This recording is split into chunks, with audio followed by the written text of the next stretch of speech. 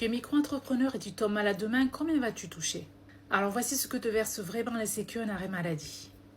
En micro-entreprise, lorsque tu paies tes cotisations sociales à l'URSSAF, il y a une part pour la maladie. Donc, logiquement, si tu tombes malade, tu es couvert. Oui, mais dans certaines limites. D'abord, il y a plusieurs conditions. La première, c'est celle que personne ne te dit au départ. Pour avoir droit aux indemnités journalières maladie, tu dois être affilié depuis au moins 12 mois sans interruption. Donc la première année d'activité, zéro indemnité au titre de ta micro-entreprise. Si tu avais des droits d'un ancien emploi salarié, ça peut jouer. Mais au titre de ta micro, tu n'as rien.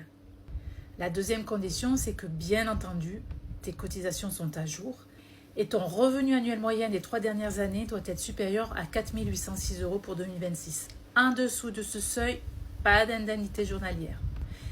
Et c'est à partir de là que tu dois bien écouter. Parce qu'en micro-entreprise, le revenu pris en compte, ce n'est pas ton chiffre d'affaires, c'est ton chiffre d'affaires après abattement forfaitaire. Donc si tu fais 30 000 € de chiffre d'affaires en prestation de service au BIC, par exemple, ton revenu retenu, c'est 15 000 €. Et tes indemnités journalières sont calculées sur cette base. Le calcul, c'est 1/730 de ton revenu annuel moyen des 3 dernières années.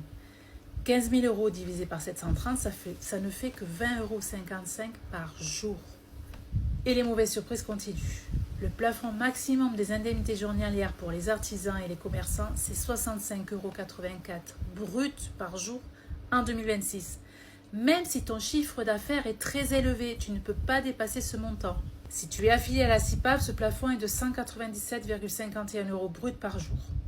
Pour le délai de carence, c'est 3 jours. Mais si ton arrêt est supérieur à 7 jours. En gros, si tu es malade moins de 7 jours, pas d'IJ. Et en cas d'hospi, pas de minimum de 7 jours, mais le délai de carence de 3 jours existe aussi. Et bien entendu, pendant ton arrêt de travail, tu dois quand même déclarer ton chiffre d'affaires à l'URSSAF, même s'il est égal à 0. Si tu cumules ton activité de micro-entrepreneur avec un statut de salarié, tu peux choisir librement ton régime de protection sociale. Donc connaître le montant de tes IJ dans ce cas est vraiment essentiel pour savoir lequel choisir. Et si ces montants te semblent insuffisants pour couvrir tes charges fixes en cas de problème de santé, tu te renseignes pour souscrire une prévoyance complémentaire que je conseille surtout en cas d'accident, sujet que je traiterai dans une nouvelle vidéo d'ailleurs. Alors abonne-toi pour ne pas la manquer.